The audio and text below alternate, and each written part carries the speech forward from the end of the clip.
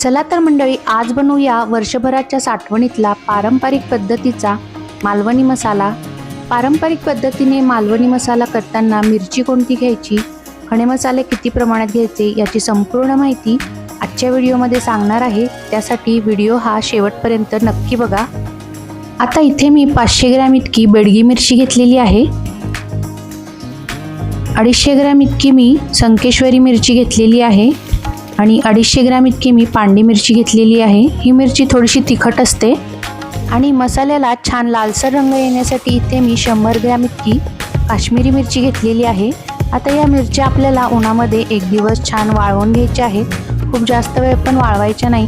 आता खड्या मसाल्यांमध्ये दालचिनी 20 ग्रॅम घेतलेली आहे, खसखस 50 ग्रॅम, तीळ 25 ग्रॅम, लवंग 20 ग्रॅम, जिरे 30 ग्रॅम घेतलेले आहेत, मसाला वेलची 10 ग्रॅम घेतली आहे, नाकेशर 20 ग्रॅम, त्रिफळा 10 ग्रॅम, मायपत्री 10 ग्रॅम, जायपत्री 20 ग्रॅम घेतलेली आहे, हिरवी वेलची मी 10 ग्रॅम घेतलेली आहे, तमालपत्र 20 ग्रॅम, हळकुंड 25 ग्रॅम, शहाजिरे 20 ग्रॅम, मोहरी घेतलेली आहे 20 ग्रॅम आणि मेथीदाणा 10 ग्रॅम घेतलेला आहे आणि इथे मी हिंग 5 ग्रॅम घेतलेला आहे।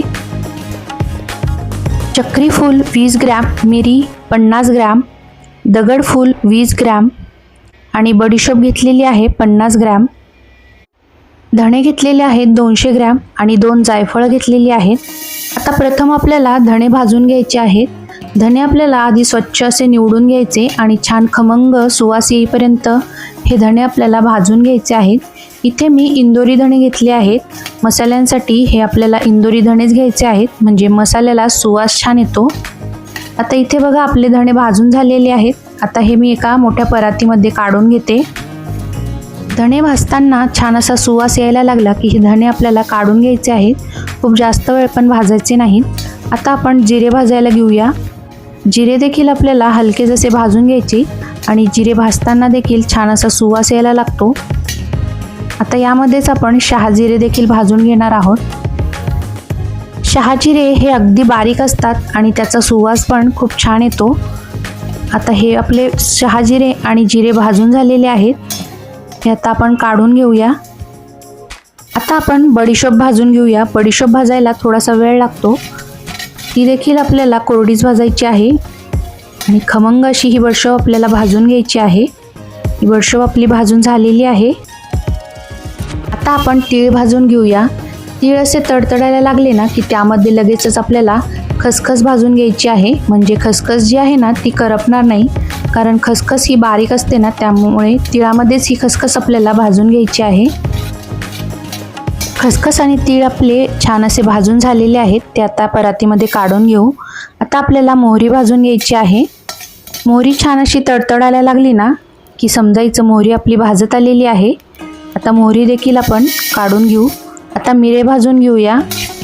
मिरे देखील आपल्याला हलकेच भाजून घ्यायचे आहेत, ते देखील आता काढून घेऊया।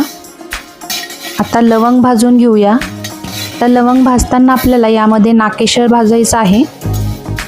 छान असा सुवास यायला लागला की लगेचच हे काढून घ्यायचं आहे। आपल्याला मायपत्री भाजून घ्यायची आहे, ती देखील हलकीच भाजून घ्यायची आणि त्यामध्ये लगेचच आपल्याला जायपत्री भाजून घ्यायची आहे। यामुळे मसाल्याला सुवास खूप छान येतो, त्यामुळे हे नक्की घाला। आता हे देखील आपल्याला काढून घ्यायचं आहे। आता आपल्याला दगडफूल भाजून घ्यायचं, ते देखील हलकंच भाजायचं आहे, खूप जास्त भाजायचं नाही। आता चक्री फूल भाजून घेऊया आणि चक्री फूल भाजतानाच त्यामध्ये आपल्याला त्रिफळ भाजून घ्यायची आहेत। त्रिफळामधली बी काढून आपल्याला हे भाजायचं आहे, नाहीतर मसाला कडवट होऊ शकतो, त्यामुळे त्रिफळातली बी नक्की काढायची। आता मसाला वेलची भाजून घेऊया आणि मसाला वेलची भाजतानाच त्यामध्ये आपल्याला हिरवी वेलची देखील घालून भाजायची आहे। हिरवी वेलचीवर छान असे डाग पडायला लागले की हिरवी वेलची आपल्याला काढून घ्यायची। मसाले जे आहेत ना ते नेहमी उत्तम क्वालिटीचे घ्यायचे, म्हणजे आपला मसाला जो आहे ना तो छान असा सुवासिकच होतो। आता आपल्याला दालचिनी भाजून घ्यायची आहे, ती देखील आपल्याला हलकीच भाजायची। आता तमालपत्र आपल्याला असं कट करून घ्यायचं आहे, म्हणजे एकसारखं ते भाजलं जातं। तर पातळ असल्यामुळे खूप जास्त वेळ लागत नाही, ते देखील आता काढून घेऊया। दाणे भाजताना छान असा सुवास यायला लागला की मेथीदाणे आपल्याला लगेचच काढून घ्यायचे आहेत, खूप जास्त वेळ भाजायचे नाहीत. इथे आपण 2 जायफळ घेतलेली आहेत, ती आपल्याला फोडून घ्यायची आहेत आणि हलकीच अशी भाजून घ्यायची आहेत. आता ही काढून घेऊया. आता हिंग देखील आपल्याला फोडून घ्यायचा आणि हलकाच असा भाजून घ्यायचा आहे.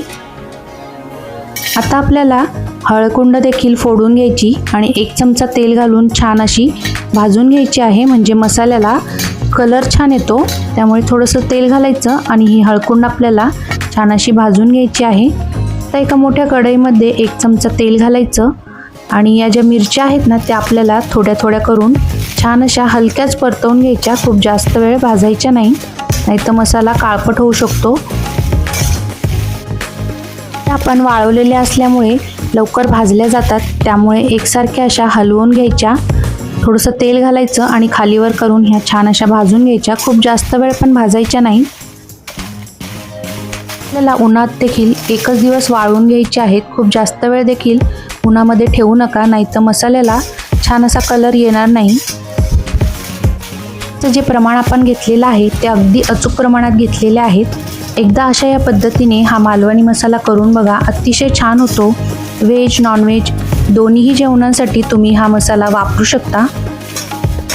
मिरच्या आणि खडे मसाले दोन्हीही छान भाजून झालेले आहेत. आता हे पूर्णपणे थंड झाले की मिरची कांडपमधून आपल्याला हे दळून आणायचे आहेत. मिरची आपण थोड्याशा तेलावरती भाजल्यामुळे मिरचीला छान अशी चकाकी आलेली आहे. तर अशा पद्धतीने आपल्या वर्षभराच्या साठवणीतला पारंपरिक पद्धतीचा मालवणी मसाला तयार आहे आणि मसाल्याला कलर देखील किती छान आलेला आहे. आता हा मसाला आपल्याला एका काचेच्या बरणीत भरून घ्यायचा आहे. त्यासाठी काचेची बरणी जी आहे ना ती स्वच्छ धुवून घ्यायची आणि कडक उन्हामध्ये वाळवून घ्यायची आहे.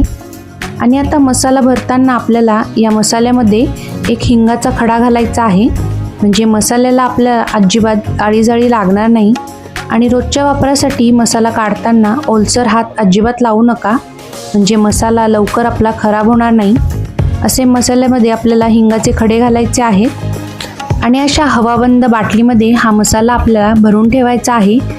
तर असा पारंपरिक पद्धतीचा मालवणी मसाला आपला इथे तयार झालेला आहे. आणि तुम्हाला मालवणी मसाल्याची ही रेसिपी कशी वाटली ते देखील कॉमेंटमध्ये नक्की सांगा. चला तर मग भेटूया अशाच एका नवीन रेसिपीमध्ये.